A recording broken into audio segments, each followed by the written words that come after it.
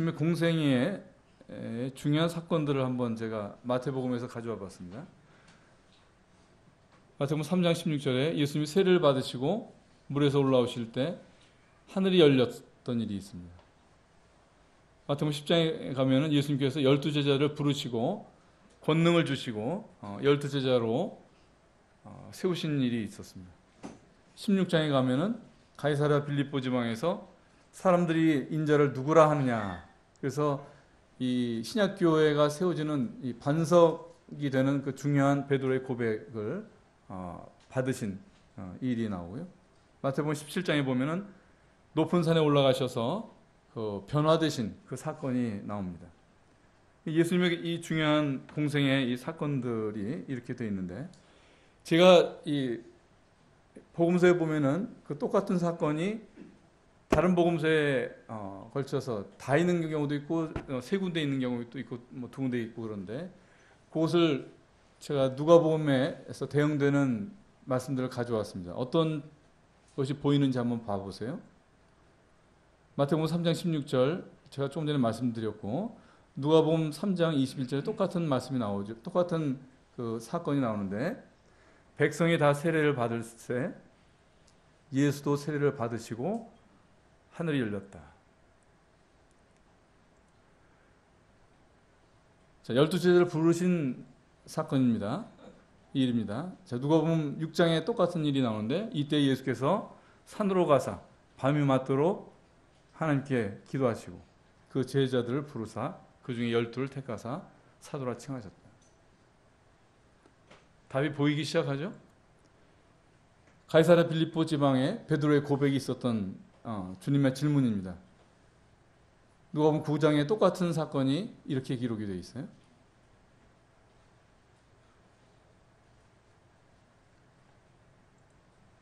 마태복음 17장 변화산의 사건. 자, 왼쪽과 왼쪽을 보시고 오른쪽을 보세요. 무슨 차이가 있습니까?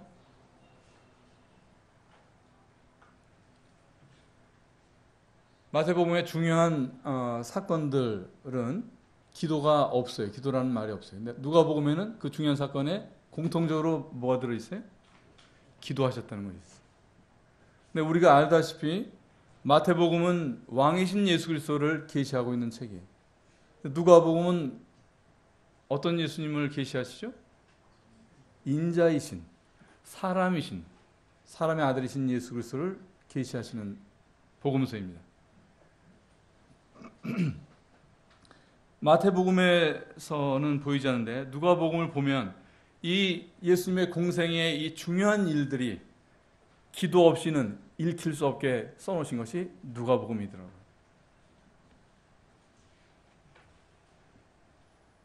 사람에게 하늘이 열리고 제자로 부르심을 받고 또 해같이 변화되는 일에 기도가 얼마나 불가결한 일인지를 알 수 있는 것입니다. 이 변화산에서의 기도와 그 결과를 좀 묵상을 해봤었어요. 기도하시러 산에 올라가셨었고, 기도하실 때에 용모가 변화되고 그 옷이 휘어져 광채가 났다고 했습니다. 기도는 개인과 교회가 용모가 변화되는 일입니다. 첫사람 이 붉은 아담이 희고 광채 나는 존재로 상승하는 길이 기도 속에 있다고 하는 것입니다.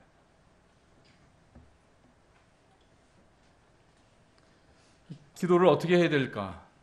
그럼 이 기도를, 이 변화산의 이런 변모의 능력을 가져오는 이 기도를 어떻게 해야 될까? 주님께서 우리가 지금 마태복음을 하고 있는데 6장에 보면 기도에 대해서 가르쳐 주셨어요. 기도를 어떤 내용으로 할 것인지 가르쳐 주셨고, 하늘에 계신 우리 아버지여 이름이 거룩히 여김을 받으시오며 여기서부터 대개 그 나라와 영광이 아버지께 영원히 있사옵나이다 까지가 기도할 내용이라고 하면, 그 다음에 이어지는 말씀은 기도의 자세에 대해서 말씀을 하셨습니다. 다 같이 마태복음 6장 6절을 찾아보겠습니다. 마태복음 6장 6절 다 같이 소리내서 한번 읽겠습니다. 시작. 너는 기도할 때에 내 골방에 들어가 문을 닫고 은밀한 중에 계신 내 아버지께 기도하라. 은밀한 중에 보시는 내 아버지께서 갚으시리라. 여기 보면 내 골방에 들어가. 그래서 이 말씀대로 정말 골방을 마련하거나 골방 비슷한 데를 찾아가서 기도들을 합니다. 물론 그런 물리적인 공간의 유익이 분명히 있습니다. 근데 이 골방이라고 하는 것이 이런 유형적인 골방만 얘기하는 것인가? 그럼 골방이 없는 집에 있거나 골방을 찾아갈 수 없는 사람은 기도할 여건이 안 되는 것이겠네요. 이 모든 것에는 유형적인 것의 그 배후에는 영적인 것이 또 담겨 있습니다. 이 골방이 어떤 곳일지 성경에서 제게 떠오르는 것이 하나 있었는데 그것은 열왕기하 4장에 나오는 엘리사의 골방입니다. 오늘 이 골방에 들어가서 문을 닫고 은밀하게 기도하라는 이 말씀이 그 엘리사의 골방에서 있었던 일을 우리가 자세히 들여다보면 상당히 그 맥락이 서로 닿아요. 그래서 오늘 그 말씀을 가지고 골방에서의 기도가 어떤 것인지 말씀을 좀 나누고자 합니다.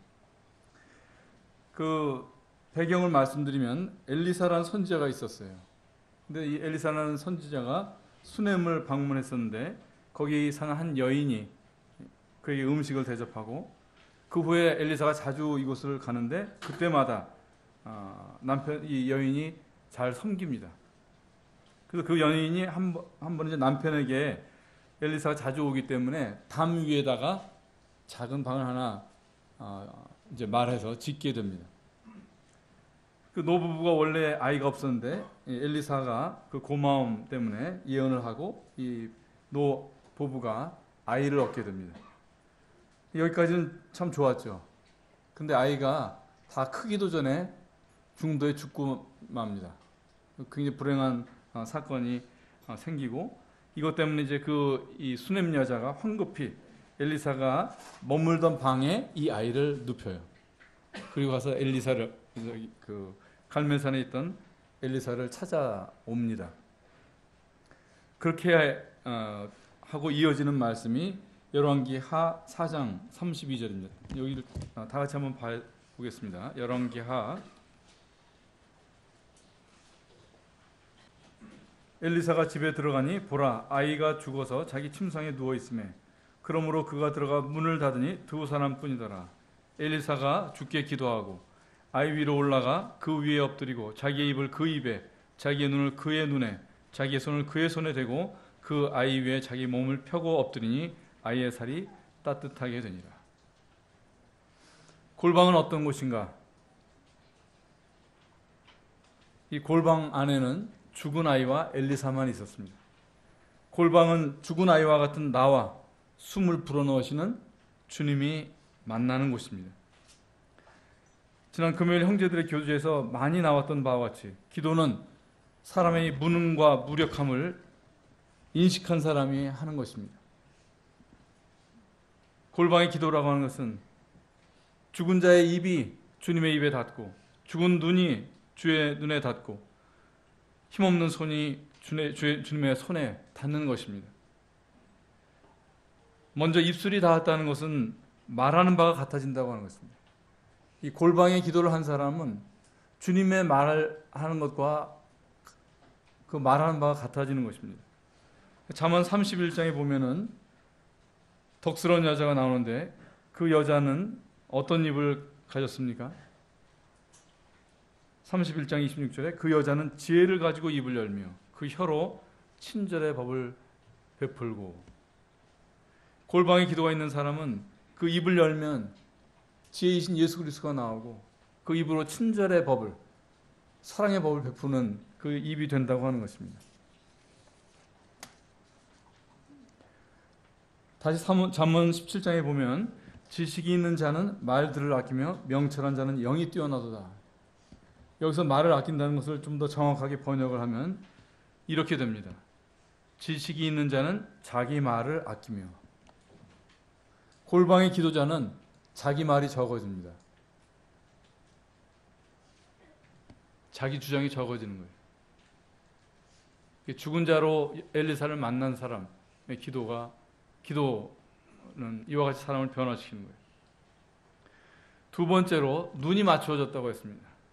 눈이 맞추어졌다고 하는 것은 주님이 보는 바하고 같아졌다는 것이에요.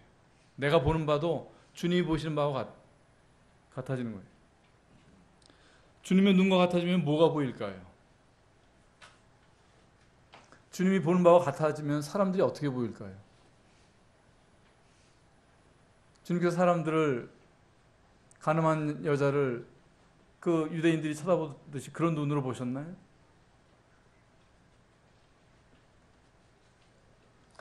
누구나 하나님의 아들이 될 수 있는 그 놀라운 잠재력을 가진 그 소망과 기대를 가지고 사람들을 보시지 않았어요? 또 주님의 눈과 같아지면 사람 눈에 교회밖에 안 보입니다. 교회가 모든 것이에요. 우주의 모든 것이고, 철학의 모든 것이고, 가치의 모든 것이고, 관계의 모든 것이고, 소망의 모든 것입니다. 주님과 교회의 관계를 신랑과 신부라고 성경은 말씀하십니다. 신랑의 눈을 채우는 것이 무엇이에요?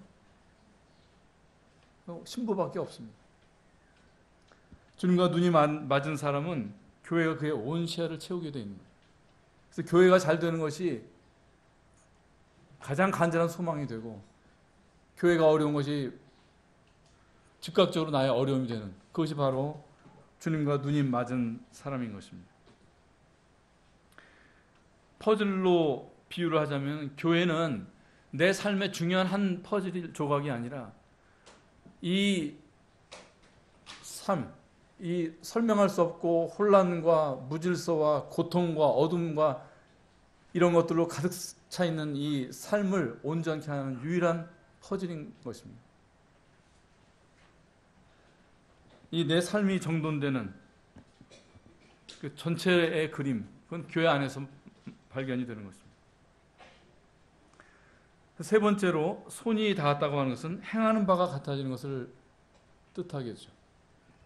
골방의 사람은 말이 줄어드는 만큼 손으로 일을 하게 되어 있어요. 잠언 31장에 가면은 그 덕스러운 여자에 대한 묘사가 쭉 나오죠. 근데 그 묘사가 돼 있는 그 개수를 보면 한 10가지가 넘어요. 그 여자는 어떻고 어떻게 하고 그러는데, 그 10가지 이상 나오는 덕스러운 여자의 그 모습 속에 입으로 하는 건 딱 하나밖에 없어요. 나머지는 다 몸으로 하는 것입니다. 기도라고 하는 것은 결국 하나님의 뜻을 존중한다는 것이고, 그것이 진심이라면 그 뜻을 수행하게 되어 있어요. 야고보서 2장에 믿음이 그의 행위와 함께 일하고 행위로 믿음이 완전하게 되지 아니하였느냐. 행함이 기도예요. 행위라고 하는 것은 이게 율법적인 행위가 있지만, 그러나 그것으로 다 또 그 시각으로 보면 안 돼요. 행위는 기도의 한 형태이기도 합니다. 사람의 생각, 입, 그리고 행위는 서로 다 통합니다. 사람의 마음에 있는 바는 말과 행동으로 드러나게 돼 있어요. 그래서 내가 아내 앞에서 또는 교회 앞에서 또는 직장 동료들 앞에서 하는 행위가 가장 큰 소리로 하는 기도예요. 잠언 31장 마지막 절에 보면 그녀의 손의 열매를 그녀에게 줄 것이요 그녀가 몸소 행한 일들로 인하여 성문 안에서 그녀를 칭찬할지어다. 새 예루살렘 성에서 성도들이 받을 것은 행한 것 돌려받는 거예요. 행한 것. 구원은 은혜지만 상급은 행위입니다. 나에 대한 칭찬은 말로 했던 기도가 아니고, 내가 시간을 내고 피곤을 감수하고 또는 내 지갑을 열어서 사람을 섬겼던 그 행위들로 평가받는 것입니다. 엘리사의 골방을 좀 더 살펴보면 엘리사가 들어가서 문을 닫으니 두 사람뿐이더라, 이런 말씀이 있습니다. 문을 닫았다. 엘리사의 골방은 아이의 어머니도 엘리사의 사환인 게하시도 못 들어왔었습니다. 주님을 나타내는 엘리사와 죽은 나밖에 없는 곳, 그것이 골방의 기도입니다. 문이라고 하는 것은 내가 들락거리는 통로이죠. 문이 닫힌 골방이라고 하는 것은 내가 의지로 삼는 것들부터 차단되었다고 하는 것입니다. 그래서 사람들이 고난 속에서 기도하게 되는 것이 바로 이거예요. 그 문이 닫혀버리기 때문에 기도할 수밖에 없게 되는 것이죠. 골방의 문을 닫아 걸으라고 하신 말씀은 바깥으로부터의 동정, 사람으로부터의 관심, 이런 것을 차단한 상태를 말하는 거예요. 더 이상 세상도 사람도 답이 될 수 없는 지점, 그것이 바로 나의 골방인 것입니다. 아브라함이 이삭을 포기해야 했던 모리아산을 떠올려 보세요. 그 아내가 동행하지 못했던 자리입니다. 또는 주인의 이 영웅적인 믿음을 관찰하면서 갈채를 보낼 수 있었던 그런 종들도 함께 오르지 못한 자리. 모리아산은 아브라함에게 문 닫힌 골방이었던 것입니다. 기도가 안 된다든지 기도의 마음이 식어 있는 것은 의지하는 다른 것이 있기 때문에 그렇습니다. 그것을 하나님께서 치실 때 기도하라고 하시는 것입니다. 주님도 골방이 있으셨죠. 그 생애 전체가 아까 말씀드린 것처럼 공생의 처음부터 끝까지가 다 주님은 골방의 기도가 있으셨던 그런 삶이셨지만 가장 그 정점을 이룬 것이 바로 겟세마네 아니에요. 시편 141편에 보면 나의 기도가 주 앞에 향을 올려드림같이 되며 나의 손을 들어올림이 저녁 희생물을 올려드림같이 되게 하소서. 주님께서 저녁 희생물이 되셨죠. 십자가에서 죽으신 것이 그 저녁 시간에 어린 양으로서 하나님 앞에 희생물이 되셨어요. 그런데 이 말씀에 보면은 그 십자가에 달리시기 전에 이미 희생물로 드려진 것이 있었는데 무엇이라고 되어 있어요? 기도라고 되어 있습니다. 기도. 나의 기도가 향같이 올려지고 내가 손을 들어올림이 희생물을 올려드림 같이 되게 하소서. 그러니까 주님은 이미 십자가 전에 겟세마네에서 그 기도 가운데 희생물로 드려지셨던 거예요. 겟세마네에서 어떤 일이 있었습니까? 두 가지 뜻이 있었어요. 거기는 어떤 악한 것도 잘못된 것도 없었어요. 다만 내 뜻과 하나님 뜻 두 가지가 존재했었어요. 근데 그 두 뜻 중에 하나만 남기 위해서 그 피 같은 땀이 흘려졌던 것입니다. 교회 연합이라고 하는 것은 생각들을 맞추거나 절충하거나 또는 그가 설득되거나 이것이 아닙니다. 옳은 것 중에 하나가 죽는 것이에요. 그것이 골방의 기도입니다. 골방에 두 사람이 있었죠. 엘리사와 아이. 한 사람만 산 사람이었어요. 엘리사만 사는 것입니다. 엘리사만 산 자였어요. 나는 죽은 아이인 것입니다.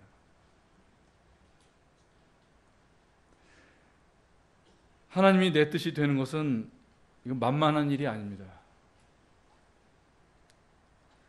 우리에게 십자가를 지고 나를 따르라고 하셨을 때 이게 죽음같이 힘든 일이기 때문에 십자가를 지는 것이라고 말씀하셨어요. 골방은 내가 하나님을 설득하는 것이나 아니면 하나님이 그를 설득해 해줘서 마음을 바꾸게 하시거나 그런 자리가 아닙니다.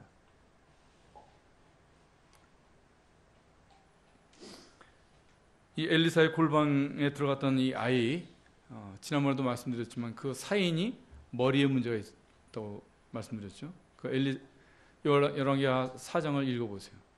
아주 굉장히 그 의학적으로 굉장히 그 흥미로운 그런 사건이거든요. 다 머리에 중풍이 있다든지 출혈이 생긴다든지 그런 건 다 노인들한테 생기는 건데 아이한테서 아이가 죽을 때 내 머리야 내 머리야 하면서 죽었어요. 이것은 사람이 머리에 문제가 있는 존재라고 하는 것을 상징하고 있어요. 진리의 통치를 거절하는 이 사람의 머리. 그래서 사람의 머리가 병들어 있는 거예요. 하나님이 통치하지 못하는 개인, 하나님이 통치하지 못하시는 교회, 다 이 죽은 여자입니다. 죽은 아이인 것입니다.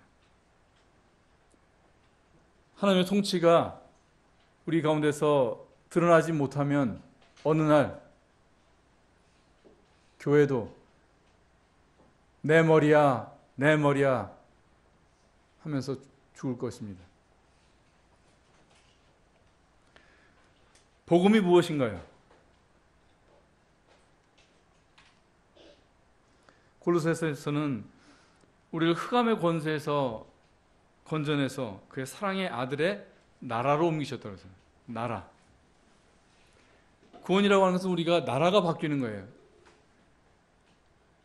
그러니까 한국인으로 살다가 미국에 이민 가서 거기 시민이 되면은 한국의 법의 다스림을 받다가 미국 법의 다스림을 받는 거예요. 구원이라고 하는 것은 사단의 다스림을 받다가 사단의 권세 아래에 있다가 하나님 아들의 통치를 받는 것이에요. 그래서 예수 그리스도의 이 사랑의 통치가 나타나지 않으면 그 구원인지 우리 심각하게 생각해 봐야 됩니다.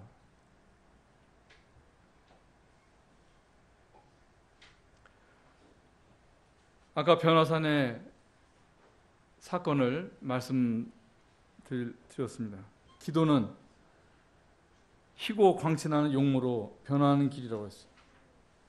인본적인 신앙에서 신본적인 믿음으로 변모하는 것은 기도를 통해서 되는 것입니다. 나무와 지푸라기로 만들던 집이 금과 은과 보석의 집으로 변모하는 것, 기도하고 병행되는 일이에요.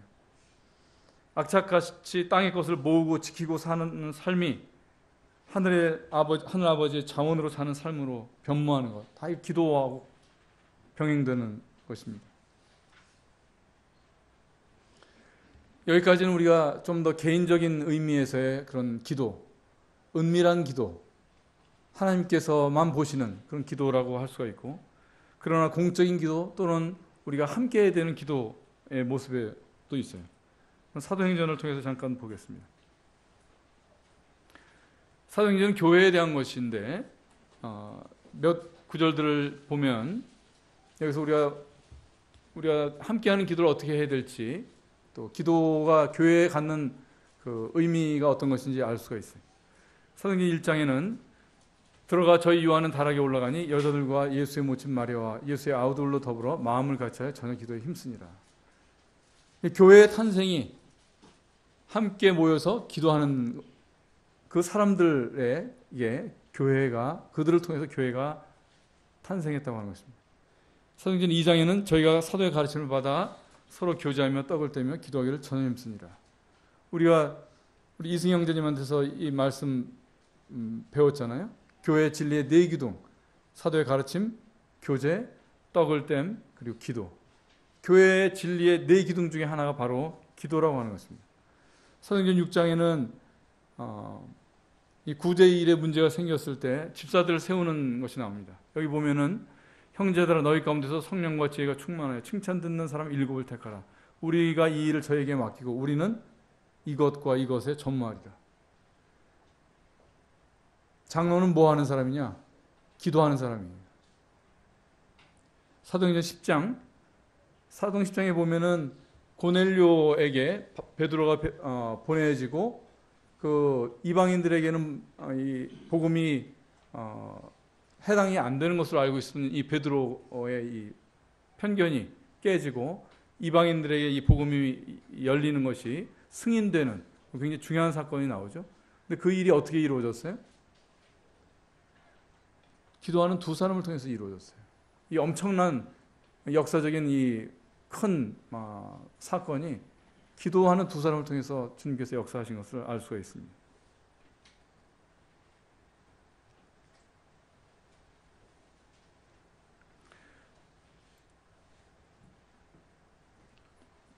교회의 이 시작과 관련된 이 사도행전 1장 13절 14절 말씀, 이 말씀을 조금 더 살펴보고자 합니다. 이 말씀을 눈으로 잠깐 좀 보세요. 여기서 뭐가 보입니까? 기도에 관해서.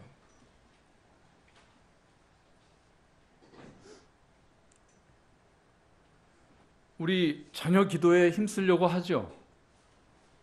그래서 교회에서 모이든 교회 밖에서 모이든 전혀 힘써서 기도하려고들 합니다. 근데 그 전에 뭐가 있어요?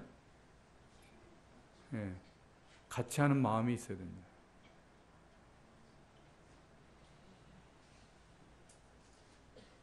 그 전에 또 뭐가 보여요?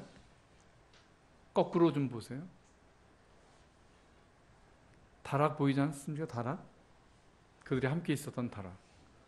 이 다락이라고 하는 것은 엘리사의 그 머물던 수넴에서 머물던 방이 담 위에 있었던 작은 방 이렇게 돼 있고, 다른 데서도 보면 이 다락이라고 하는 것은 뭐예요? 집은 집인데 사람이 거처할 수 있는 공간이긴 한데 땅에서 떨어져 있죠. 하늘에 가까운 어떤 공간이. 그러니까 이런 의미로 성경에서 쓰이는 것 같아요. 다락이라고 하는 장소가. 바울이 말씀을 강론할 때 다락에서 졸고 있던 청년이 떨어졌죠. 다락에서 졸면 안 되는 거예요. 교회가 바로 이런 다락입니다.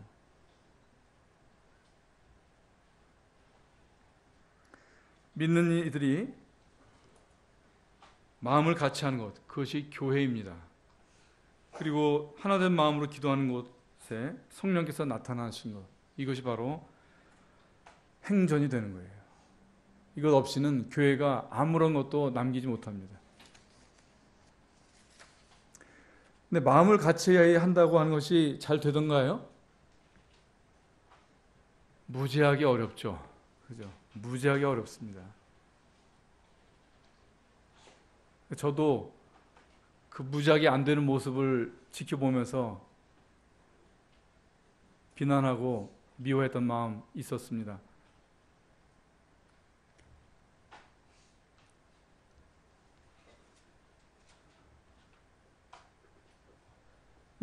이 마음을 같이 하는 것이 잘 안 되는 것이 자연스러운 것이에요. 사람한테 잘 되는 것은 분리와 반목과 시기와 경계와 이런 것들입니다.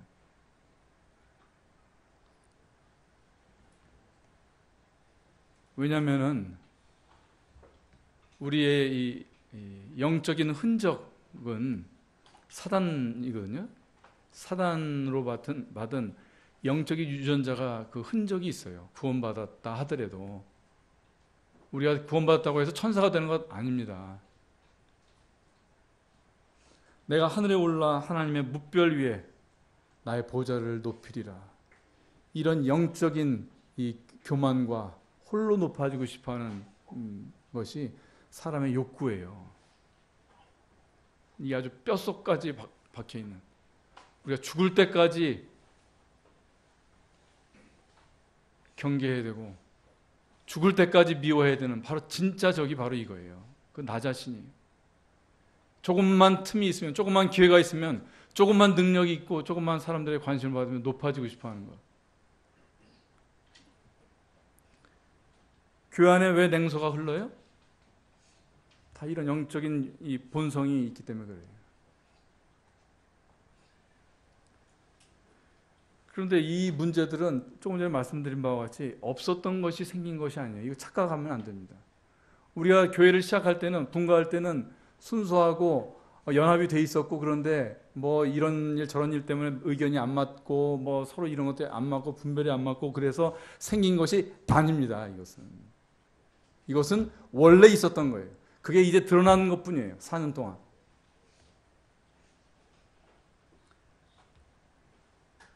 이런 것을 이게 너무 다루기가 어렵거든요.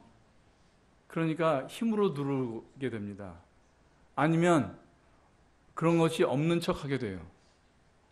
근데 이건 다 답이 아닙니다. 문제는 우리 가운데 분열이 있느냐 없느냐가 아니라 사랑이 있느냐 없느냐, 이것의 문제예요. 근데 교회 안에 이 반목이나 분열이 나쁜 것 때문에 생기지 않습니다. 악 때문에 생기지 않아요. 선 때문에 생겨요. 선.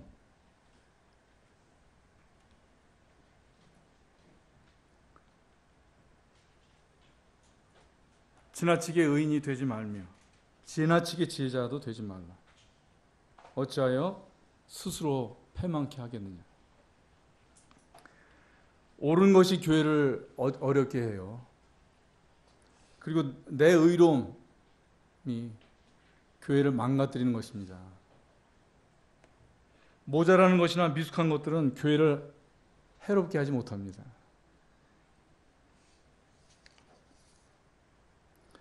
잠언 28장 말씀에 사람이 귀를 돌이켜 법을 듣지 않으면 그 기도도 가증한 것이 되느니라.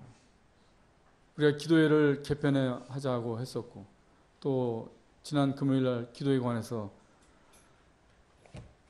우리가 교제를 하고 그랬습니다만 기도를 어떻게 잘하는 것보다 우리가 하나님의 법에 정말 귀를 기울이고 있는 거예요. 귀를 돌이켜서 정말 그 법에 순종하고 있는 거예요.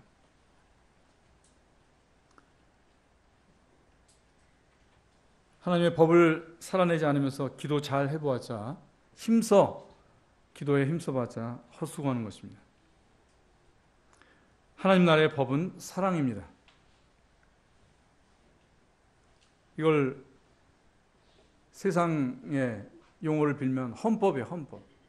헌법은 모든 법 위에 우선하는 것입니다. 사랑 이외의 모든 것은 다 하위법이에요.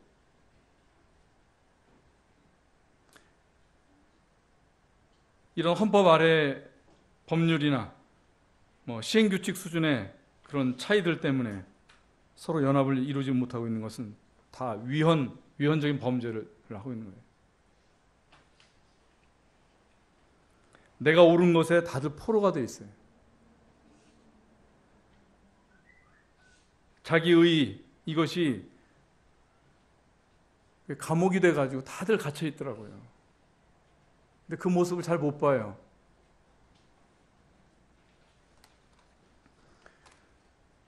금요일날 교제 후에 토요일 아침에 한 형제님이 형제들 카톡방에 문자를 보내셨어요.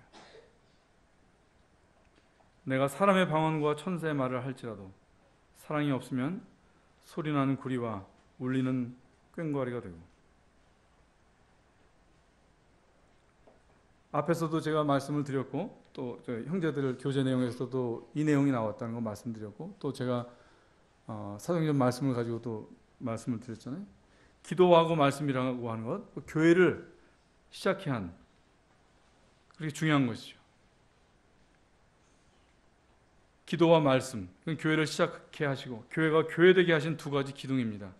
그러함에도 성경은 하늘의 경건한 이 무기인 기도와 말씀조차 사랑이 없으면 시끄러운 소음이요 아무 의미 없는 소리라 하십니다. 이 문자로 그동안 있었던 우리의 여러 가지 문제점들이 다 간명하게 정리가 되더라고요.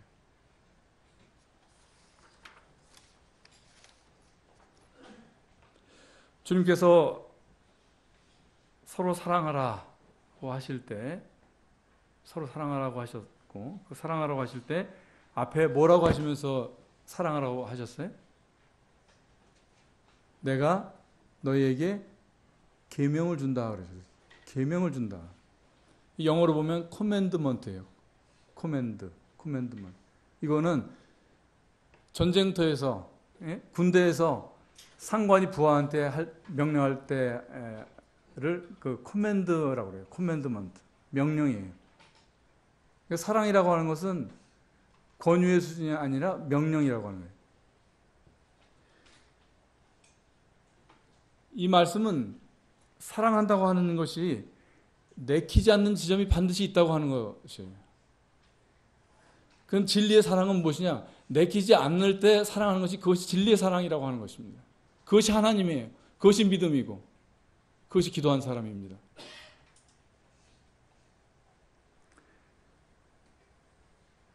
우리를 사랑하라고 하시면서 무슨 체질을 그냥 자동적으로 막 모든 사람을 향해서 사랑이 나오는 그런 체질로 바꿔주신 게 아니에요.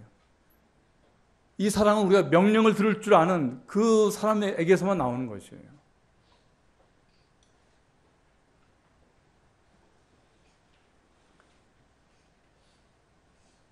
사람이 사랑에 반응하는 것은 쉬운 일입니다. 그런데 먼저 사랑하는 것은 십자가입니다.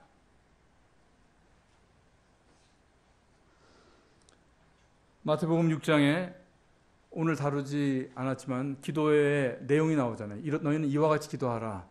하늘에 계신 아버지여, 아버지 이름이 거룩히 여김을 받으시옵니.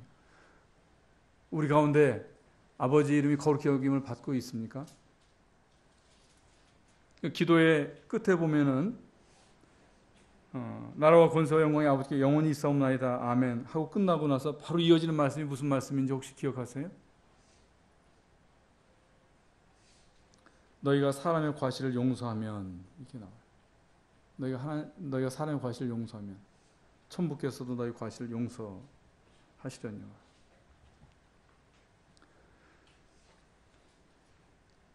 골방에 기도가 있는 자는 사람의 과실을 용서하는 사람이 됩니다.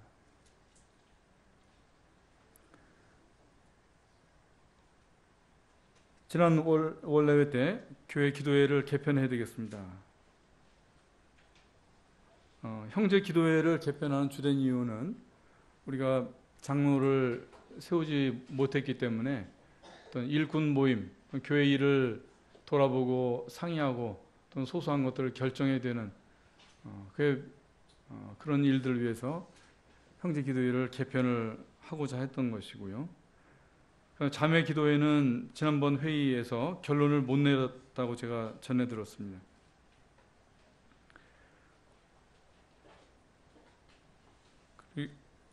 근데 그 원래회 후에 화요 자매 기도회가 2번 있었는데 그 2번 있었던 내용이 어떤 내용이었는지 제가 모든 성도님들께 문자로 보내드렸습니다. 먼저는 자매 기도회 카톡방을 없앴습니다. 그 다음에 지난주는 그동안의 그 자매 기도회를 무로 돌리고 새롭게 출발하고 싶다는 뜻을 모았다고 했습니다. 근데 이것을 자매들 임의로 결정할 수 없어서 교회가 결정해 주기를 요청을 해왔고, 이것을 지난 금요 교제 때 끝에 상의를 했습니다. 자매님들의 그 뜻이 기존 기도회를 고수하는 것보다 더 중요한 것이 교회가 하나 되는 것이라는 그런 인식이라고 생각이 됐습니다. 그래서 지금까지 있었던 자매 기도회, 화요일날 있었던 자매 기도회는 이제 없었던 것으로 그렇게 하겠습니다. 그리고 자매님들 새롭게 출발하시기를 바랍니다. 그리고 그 일을 위해서 기도할 것입니다. 다음 주가 원래회입니다. 다음 주에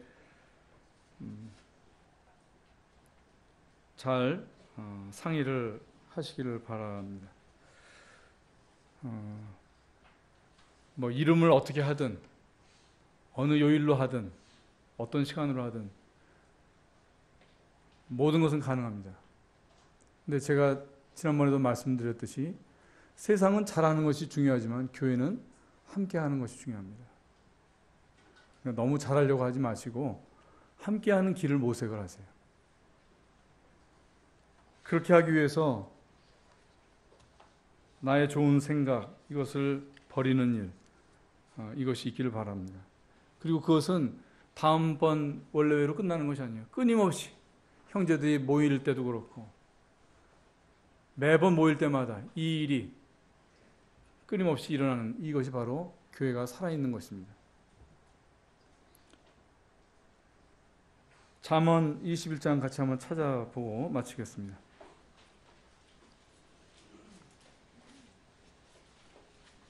잠언 21장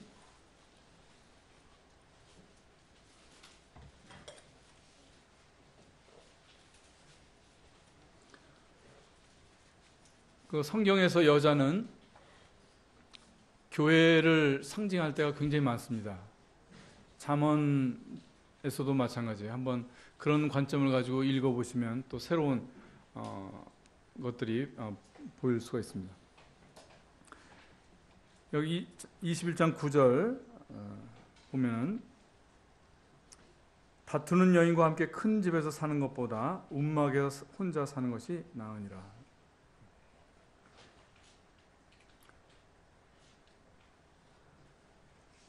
교회가 다툼이 있으면 주님은 움막으로 옮겨가십니다.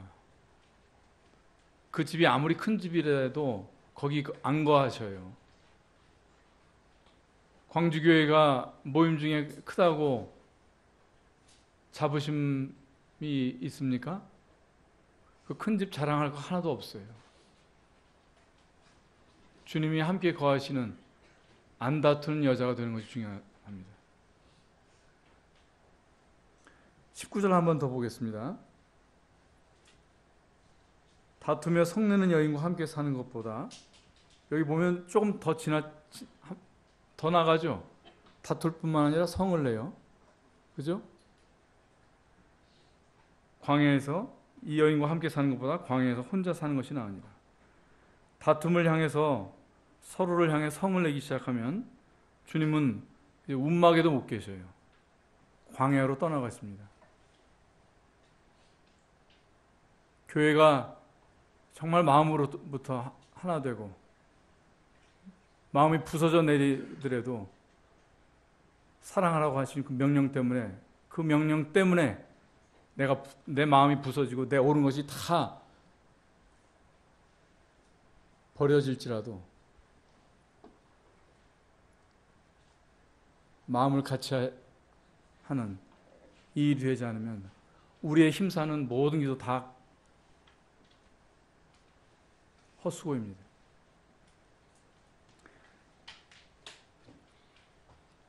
주님의 통치를 잃어버린 교회는 촛대가 옮겨가 버린, 불 꺼진